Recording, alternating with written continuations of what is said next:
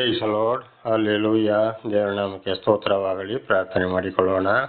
ಸರ್ವ ಸೃಷ್ಟಿಕರ್ತನಾದ ತಂದೆಯ ದೇವರೇ, ಮಗನ ದೇವರೇ, ಪರಿಶುದ್ಧಾತ್ಮನೇ, ತ್ರಿಯೇಕ ದೇವರೇ, ನಿಮ್ಮ ನಾಮಕ್ಕೆ ಸ್ತೋತ್ರ ಸ್ವಾಮಿ. ಈ ದಿವಸ ಈ ಸಮಯವು ಕೂಡ ನಿಮ್ಮಿಂದ ನೇಮಕವಾದಂಥ ದಿವಸ ಸಮಯವಾಗಿದೆ. ಅದಕ್ಕಾಗಿ ನಿಮಗೆ ಸ್ತೋತ್ರ. ಈ ದಿವಸದ ಸಂದೇಶದ ಭಾಗವನ್ನು ಹೇರಳವಾಗಿ ಆಶೀರ್ವದಿಸಿರಿ. ನಿಮ್ಮ ಪವಿತ್ರ ಆತ್ಮ ಮೂಲಕ ಸಹಾಯ ಮಾಡೋದಕ್ಕಾಗಿ ಸ್ತೋತ್ರ. ನಿಮ್ಮ ಪ್ರೀತಿ ಸಹಾಯ ಇಲ್ಲದೆ ಏನು ಮಾಡಲು ಸಾಧ್ಯವಿಲ್ಲ. ನಿಮ್ಮೆಲ್ಲ ಪ್ರೀತಿಗಾಗಿ ಕೃತಜ್ಞತಾ ವಂದನೆಗಳು. ಯೇಸುವಿನ ನಾಮದಲ್ಲಿ ಪ್ರಾರ್ಥಿಸಿದ್ದೇನೆ ನಮ್ಮ ತಂದೆಯೇ, ಆಮೇನ್.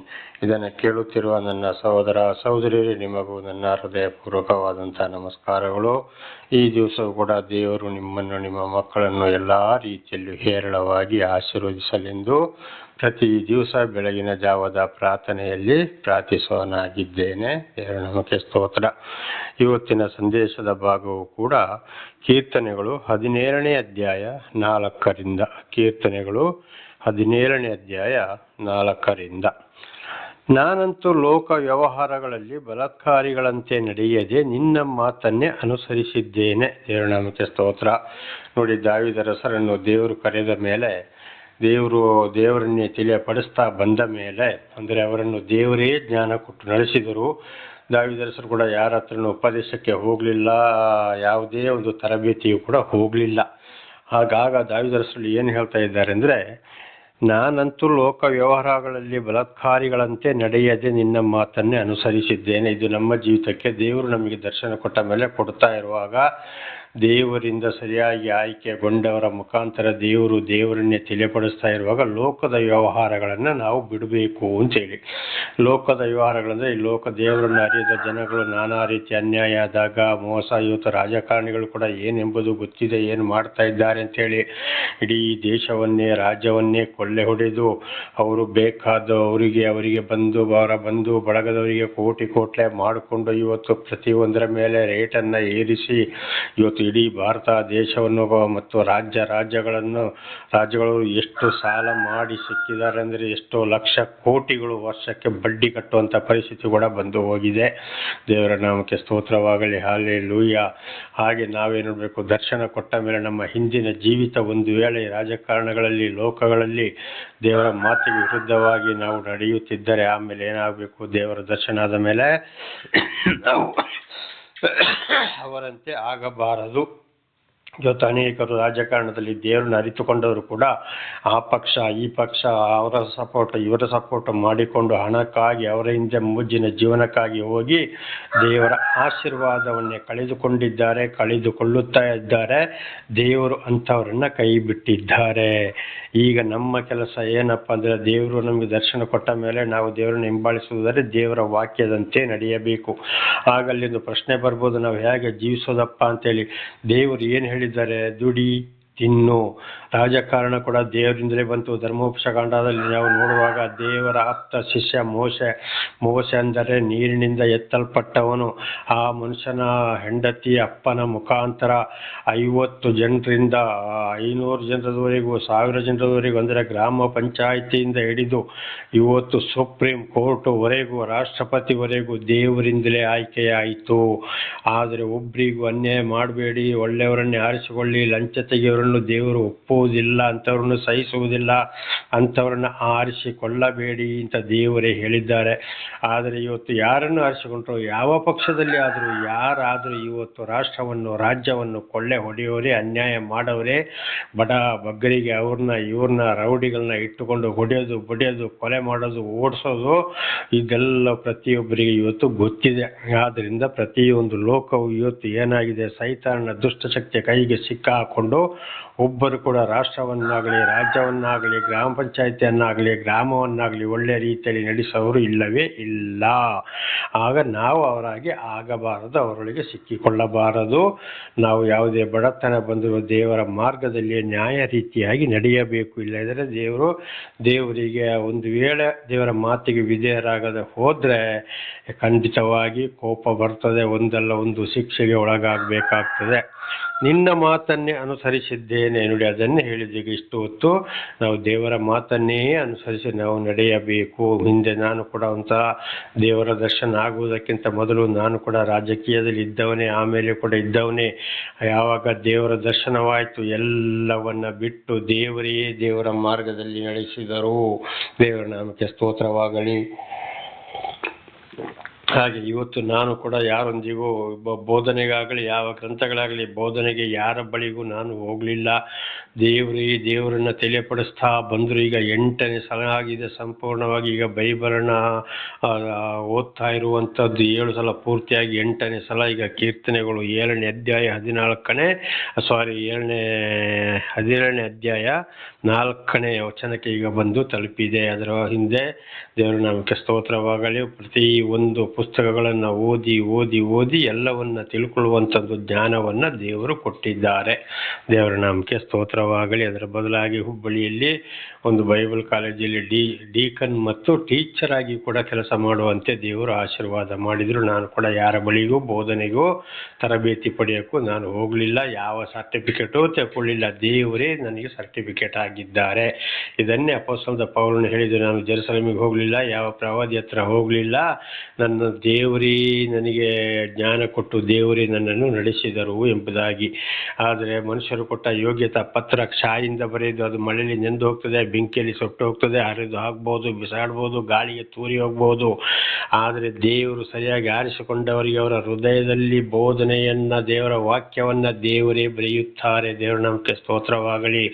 ಇದು ಇಬ್ರಿಯ 8ನೇ ಅಧ್ಯಾಯದಲ್ಲಿ ಅದು ಕೂಡ ಬರೆಯಲ್ಪಟ್ಟಿದೆ. ಯೆರೆಮೀಯ 31ರಿಂದ 34ರವರೆಗೆ ಓದುವಾಗ ಅಲ್ಲಿ ಕೂಡ ಇದೇ ವಿಷಯನ ಯೆರೆಮೀಯನ ಮುಖಾಂತರ ಕೂಡ ದೇವರು ಹೇಳಿದ್ದಾರೆ.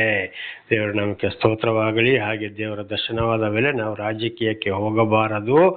ಒಂದು ವೇಳೆ ಹೋದರೂ ಕೂಡ ಅದರಲ್ಲಿ ಗೆದ್ದು ಬಂದರು, ಒಳ್ಳೆ ರೀತಿಯಲ್ಲಿ ಗೆದ್ದು ಬಂದು ಗ್ರಾಮಕ್ಕೆ ಮತ್ತು ಗ್ರಾಮ ಇರ್ಬೋದು, ತಾಲೂಕ್ ಪಂಚಾಯತ್ ಇರ್ಬೋದು, ಜಿಲ್ಲಾ ಪಂಚಾಯತ್ ಇರ್ಬೋದು, ವಿಧಾನಸೌಧ ಇರ್ಬೋದು, ಅಥವಾ ಲೋಕಸಭಾ ಸದಸ್ಯರಾಗ್ಬೋದು, ಯಾವುದೇ ಮಂತ್ರಿಗಳಾಗ್ಬೋದು, ಯಾವುದೇ ಅಧ್ಯಕ್ಷರುಗಳಾಗ್ಬೋದು, ಏನೇ ಇರ್ಬೋದು, ನ್ಯಾಯಕ್ಕನುಸಾರವಾಗಿ ನಾವು ಆ ಕೆಲಸ ಮಾಡಿದರೆ ಮಾತ್ರ ಆಶೀರ್ವಾದ. ಇಲ್ಲದಿದ್ದರೆ ಬಹಳ ಶಾಪವನ್ನು ಹೊಂದಿಕೊಳ್ಬೇಕಾಗ್ತದೆ. ಅದು ಕಡೆಗೆ ನೋಡಿ, ಅಲ್ಲಿ ಕೇಸು, ಕೋರ್ಟು, ಕಚೇರಿ, ಇಡಿ, ಇವರು ಐಡಿಯವರು ಬಂದು ಕೋರ್ಟಲ್ಲಿ ಜಾಮೀನು ತಗೊಳ್ಳುವಂಥದ್ದು, ಎಲ್ಲೆಲ್ಲೋ ತಲೆಮರೆಸಿಕೊಂಡು ಹೋಗುವಂಥದ್ದು, ಅಲ್ಲಿಂದ ಪೊಲೀಸವರು ಅರೆಸ್ಟ್ ಮಾಡ್ಕೊಂಡು ಬರುವಂಥದ್ದು, ಮತ್ತು ಅವರ ಮಕ್ಕಳ ಕಾಲಕ್ಕೂ ಕೂಡ ಶಾಪವನ್ನು ಹೊಂದಿಕೊಳ್ಳುವಂಥದ್ದು ಖಂಡಿತವು. ಯಾಕೆಂದರೆ ಈ ಲೋಕ ವ್ಯವಹಾರಗಳಲ್ಲಿ ಹಣ ಮಾಡುವಂಥದ್ದು ಅದೊಂದು ಚಿಕ್ಕ ಒಂದು ಏನೂ ಇಲ್ಲಾಂದರೆ ಹಾದಿ ಬೀದಿಲಿ ಬಿದ್ದಿದ್ದಂಥ ಒಂದು ಸಹೋದರ ಸಹೋದರಿಯರ ದುಡ್ಡು ಕೂಡ ಅಲ್ಲಿ ಇರ್ತದೆ. ಆ ಋಣವನ್ನು ತಿನ್ನುವಂಥದ್ದು ಆ ಋಣ ಸಂಬಂಧಕರಾಗ್ತಾರೆ. ಹಾಗಂತೆ ನಿಜವಾಗಿ ಇದು ಪಾಪಮಯ ಜೀವಿತವಾಗಿದೆ. ದೇವರನ್ನು ತಪ್ಪಿಸಿಕೊಳ್ಳೋಕ್ಕೆ ಸಾಧ್ಯವೇ ಇಲ್ಲ. ಒಂದ್ಸಲ ಬಹಳ ಕೋಟಿ ಏನು ಆಗ್ಬೋದು, ಇಡೀ ಲೋಕವನ್ನೇ ಗಳಿಸಿ ಹೋಗ್ಬೋದು. ನೋಡಿ, ಒಂದೊಂದು ಮಂತ್ರಿಗಳ ಮನೆ 18 ಕೋಟಿ, 20 ಕೋಟಿ, 22 ಕೋಟಿ. ಮೊದಲು ಏನು ಇಲ್ಲದವರಿಗೆ 1419 ಕೋಟಿ ಆಸ್ತಿ ಇದೆ. ಇವತ್ತು ನಾವು ಆಗಾಗ ನೋಡ್ತಾ ಇದ್ದೇವೆ ಒಬ್ಬೊಬ್ಬರ ಪರಿಸ್ಥಿತಿ. ಖಂಡಿತವಾಗಿದೆ ಏನಾಗಿದೆ, ಹೆತ್ತ ತಂದೆಯ ದೋಷಫಲ 3-4 ಮಕ್ಕಳ ತಲೆಮಾರಿಗೆ ಬಡ್ಕೊಂಡೆ ಹೋಗ್ತದೆ. ಒಂದಲ್ಲ ಒಂದು ಸಲ ನಿರ್ನಾಮ ಆಗೋದು ಗ್ಯಾರಂಟಿ. ಇದು ಮಕ್ಕಳಿಗೆ ಗೊತ್ತಿರೋದಿಲ್ಲ. ಆಗ ಮಕ್ಕಳು ಕೂಡ ಹಾಳಾಗಲಿಕ್ಕೆ, ಶಾಪಗ್ರಸ್ತರಾಗಲಿಕ್ಕೆ ಕಾರಣ ಯಾರು? ಈ ತಂದೆ. ತಾಯಿಯ ಪಾಪ ಅಳಿದು ಹೋಗದಿರಲಿ. ಒಂದು ವೇಳೆ ತಾಯಿಯಂದಿರು ಕೂಡ ರಾಜಕಾರಣದಲ್ಲಿ ಮುಳುಗಿ ನಾನಾ ರೀತಿಯಲ್ಲಿ ಬಲಾತ್ಕಾರ ಅನ್ಯಾಯದಿಂದ ಮಾಡುವುದಾದರೆ ಅದು ಕೂಡ ಅಂಥದ್ದು ಉಳಿಯೋದಿಲ್ಲ. ಅದು ತನಗೆ ಹುಟ್ಟಿದ ಹೆಣ್ಣು ಮಕ್ಕಳ ಮೇಲೆ ಪ್ರಭಾವ ಬೀರ್ತದೆ. ಆಗ ಹೆಣ್ಣು ಮಕ್ಕಳು ಕೂಡ ಅಲ್ಲಿ ಶಿಕ್ಷೆ ಅನುಭವಿಸಲಿಕ್ಕೆ ಕಾರಣ ಯಾರು? ಈ ತಾಯಿಯಂದಿರು.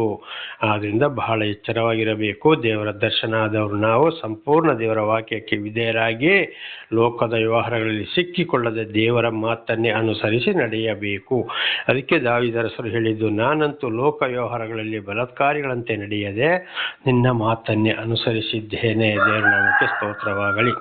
5ನೇ ವಚನ, ನಿನ್ನ ಮಾರ್ಗದಲ್ಲಿ ಹೆಜ್ಜೆ ಇಟ್ಟು ನಡೆಯುತ್ತಾ ಇದ್ದೇನೆ, ನನ್ನ ಕಾಲು ಜಾರಲಿಲ್ಲ.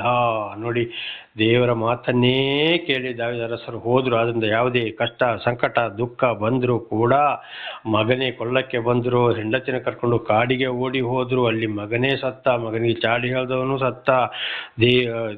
ಅದೇ ದಾವೀದರಸರು ಕಾಡಿನಿಂದ ಬಂದ ಮೇಲೆ ಮತ್ತೆ ಇಸ್ರಾಯೇಲರಿಗೆ ಅರಸರನ್ನಾಗಿ ಮಾಡಿದರು.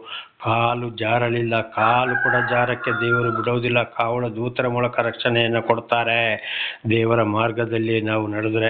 ಉದಾಹರಣೆಗೆ ನೋಡಿ, ಇನ್ನೊಂದು ಚುನಾವಣೆ ಬಂತಂದರೆ ಗ್ರಾಮ ಪಂಚಾಯತ್ ಚುನಾವಣೆಯಿಂದ ಲೋಕಸಭಾ ಚುನಾವಣೆವರೆಗೆ ಯಾವುದೇ ಬ್ಯಾಂಕುಗಳಲ್ಲಿ ಸಂಘ ಸಂಸ್ಥೆಗಳು ಚುನಾವಣೆಯಲ್ಲಿ ಆಗುತ್ತೆ, ಏನು ಮಾಡ್ತಾರೆ, ಅವರಿಗೆ ಕುಡಿಯೋಕ್ಕೆ ಮದ್ಯಪಾನ ಕೊಡ್ತಾರೆ, ಮಾಂಸ ಕೊಡ್ತಾರೆ, ಬಟ್ಟೆಗಳನ್ನ ಕೊಡ್ತಾರೆ. ಇದೆಲ್ಲವೂ ಯಾಕೆ? ಅವ್ರು ಕೊಟ್ಟವರು ಸುಮ್ಮನೆ ಇಡ್ತಾರೋ? ಆದರೆ 2 ಪಾಲು 3 ಪಾಲು ಅಲ್ಲ, 10ರಷ್ಟಲ್ಲಿ ಸಂಪಾದನೆ ಮಾಡ್ತಾರೆ. ಈ ಮತದಾನದ ಒಂದು ಹಕ್ಕು ದೇವರಿಂದಲೇ ಬಂತು, ಆ ಪರಮಾತ್ಮನಿಂದಲೇ ಬಂತು ಅಂತೇಳಿ ನಮಗೆ ಬೈಬಲ್ ಸ್ಪಷ್ಟವಾಗಿ ಸಿಗ್ತದೆ. ಆದ್ದರಿಂದ ದಯವಿಟ್ಟು ಇಂಥ ಸಂದರ್ಭದಲ್ಲಿ ಇಂಥ ಆಮಿಷ ಒಡ್ಡವರನ್ನ ಅವರು ಅಂಥದನ್ನು ಮುಟ್ಟಲೇಬಾರದು. ಅದು ಕೂಡ ಒಂದು ಶಾಪವಾಗಿದೆ. ಅವರವರಿಗೆ ದೇವರು ಕೊಟ್ಟಂಥ ಅಧಿಕಾರವನ್ನು ಚಲಾಯಿಸಬೇಕು. ಇವರ ಆಮಿಷಗಳಿಗೆ ಒಳಗಾಗಬಾರ್ದು, ಮುಟ್ಟಬಾರ್ದು. ಒಬ್ಬೊಬ್ರು ಹೇಳ್ತಾರೆ, ಕೊಟ್ಟಿದ್ದನ್ನ ತಗೊಳ್ಳಿ, ನೀವು ಅದಕ್ಕೆ ಓಟ್ ಹಾಕಿ ಇದಕ್ಕೆ ಓಟ್ ಹಾಕಿ ಅಂತ. ನನ್ನ ಸಹೋದರ ಸಹೋದರಿಯರೇ, ಖಂಡಿತವಾಗಿ ನೀವು ಈ ಪರಮಾತ್ಮನ ಮಾತನ್ನು ಆಲಿಸಿ ನಡೆಯುವುದಾದರೆ ಮುಂದಿನ ಚುನಾವಣೆಗಳಲ್ಲಿ ಯಾವುದೇ ಒಂದು ರೂಪಾಯಿ ಕೂಡ ಮುಟ್ಟಕ್ಕೆ ಹೋಗಬೇಡಿ. ಯಾವುದೇ ಮಾಂಸ ಇರ್ಬೋದು, ಬಟ್ಟೆ ಇರ್ಬೋದು, ಮದ್ಯಪಾನ ಇರ್ಬೋದು, ಏನೇ ಇರ್ಬೋದು. ಅಕಸ್ಮಾತ್ ಏನು ಮಾಡ್ತಾರೆ, ಇವತ್ತು ಒಂದೊಂದು ಕಡೆ ಟೂರ್ ಕಳಿಸ್ತಾರೆ, ಅದಕ್ಕೂ ಕೂಡ ಹೋಗಬಾರದು. ಮತದಾನವನ್ನು ಮಾರಾಟ ಮಾಡಿದಾಗ ಆಯಿತು. ಅನೇಕರು ಇವತ್ತು ಒಂದು ಪಕ್ಷದವರು ಹೇಳ್ತಾರೆ, ನೀವು ಆ ಪಕ್ಷಕ್ಕೆ ಸೇರುವ, ಆ ತಾಲೂಕಲ್ಲಿ ಮೆಂಬರ್ ಆಗಿ, ಈ ತಾಲೂಕಲ್ಲಿ ಮೆಂಬರ್ ಆಗಿ, ಆ ಸಭೆಯಲ್ಲಿ ಮೆಂಬರ್ ಆಗಿ, ಈ ಸಭೆಯಲ್ಲಿ ನೀವು ಮೆಂಬರ್ ಆಗಿ, ಇಷ್ಟು ಹಣ ಬರ್ತಾರೆ, ಎಲ್ಲರೂ ಹಂಚಿಕೊಳ್ತಾರೆ ಅಂತೇಳಿ ಲಕ್ಷ ಹಣವನ್ನು ತೆಗೆದುಕೊಂಡು ಇವತ್ತು ಹಂಚಿಕೊಳ್ತಾ ಇದ್ದಾರೆ. ಇದುವೇ ಯಾರು ಒಂದೊಂದು ಪಾರ್ಟಿಯವರು ಕಡೆಗೆ ಏನು ಮಾಡ್ತಾರೆ, ಬಹಳ ಬೋಧನೆಯನ್ನು ಮಾಡ್ತಾರೆ, ಬಹಳ ಜೋರಾಗಿ ಪಾದಗಳು ರೆವರೆಂಡ್ಗಳು, ಬಿಷಪ್ಗಳು ಅಂತ ಹೇಳ್ಕೊಂಡು ಬೋಧನೆ ಮಾಡೋರಾಗಿದ್ದಾರೆ. ಖಂಡಿತವಾಗಿ ಇದು ಏನಾಗಿದೆ, ಲೋಕದ ವ್ಯವಹಾರ, ಬಲಾತ್ಕಾರ, ದೇವರಿಂದ ಶಾಪ. ಅದರಿಂದ ದಯವಿಟ್ಟು ಈ ರೀತಿ ಮಾಡಕ್ಕೆ ಹೋಗಬಾರದು. ದೇವರ ನಾಮಕ್ಕೆ ಸ್ತೋತ್ರವಾಗಲಿ. ಹಲ್ಲೆಲೂಯಾ. ಇನ್ನು ಕೆಲವರು ಬೈಬಲ್ ಕಾಲೇಜ್ ಹೆಸರು ಹೇಳಿಕೊಂಡು ನಾನಾ ರೀತಿ ಹಣ ಸಂಪಾದನೆ ಮಾಡುವಂಥದ್ದು, ಆಶ್ರಮಗಳನ್ನ ಇಟ್ಟುಕೊಂಡು ಹಣ ಸಂಪಾದನೆ, ಆಸ್ಪತ್ರೆಯನ್ನು ಇಟ್ಟುಕೊಂಡು ಹಣ ಸಂಪಾದನೆ, ವಿದ್ಯಾಭ್ಯಾಸ ಅಂತೂ ಸ್ಕೂಲ್ಗಳ ಹೆಸರು ಹೇಳಿಕೊಂಡಂತೂ ಈಗ ಬೇಡ ನಾನಾ ಥರದ, ಅದರಲ್ಲಿ ಬೇರೆ ಹಣ ಸಂಪಾದನೆ, ನಾನಾ ರೀತಿಯಲ್ಲಿ ಇದೆಲ್ಲ ಬೇಡುವ ಬೇಕು. ದೇವರ ಮಾರ್ಗದಲ್ಲಿ ನಡೆದರೆ ಮಾತ್ರ ಅದು ಆಶೀರ್ವಾದ, ಇಲ್ಲದ್ರೆ ಒಂದಲ್ಲ ಒಂದು ರೀತಿ ಶಿಕ್ಷೆ ಮಾತ್ರ ಗ್ಯಾರಂಟಿ. ಕಟ್ಟಿಟ್ಟ ಬುತ್ತಿ. ಇದು ಇಬ್ರಿಯರಿಗೆ 6ನೇ ಅಧ್ಯಾಯ 4ರಿಂದ 8ರವರೆಗೆ ಓದುವಾಗ ಒಂದ್ಸಲ ದೇವರನ್ನು ಅರಿತುಕೊಂಡು ಮತ್ತೆ ದೇವರಿಗೆ ವಿರುದ್ಧವಾಗಿ ಹೋದರೆ ಅವರು ವಾಪಸ್ ಮಾನಸಾಂತರ ಪಡೆಯುವುದು ಕಷ್ಟ, ಅವರ ಅಂತ್ಯವು ಸುಡಲ್ಪಡುವುದು ಎಂಬುದಾಗಿ ಬರೆಯಲ್ಪಟ್ಟಿದೆ. ಇದು ಬಹಳಷ್ಟು ವಾಕ್ಯದಲ್ಲಿ ಬೈಬಲಲ್ಲಿ ಶಾಪ ಆಶೀರ್ವಾದಕ್ಕಿಂತ ಜಾಸ್ತಿ ಶಾಪವೇ ಆಗಿದೆ. ಮಹಾಭಾರತದಲ್ಲಿಯೂ ಕುರಾನಲ್ಲಿ ಕೂಡ ಇದುವೇ ಆಗಿದೆ, ವೇದಗಳಲ್ಲಿ ಕೂಡ ಇದುವೇ ಆಗಿದೆ. ಒಂದೊಂದು ವಿಷಯಗಳನ್ನು ನಾವು ತಿಳ್ಕೊಂಡು ಬರುವಾಗ, ಸರಿಯಾಗಿ ಅರ್ಥ ಮಾಡುವಾಗ ಅಲ್ಲಿ ನಮಗೆ ಗೊತ್ತಾಗುತ್ತದೆ.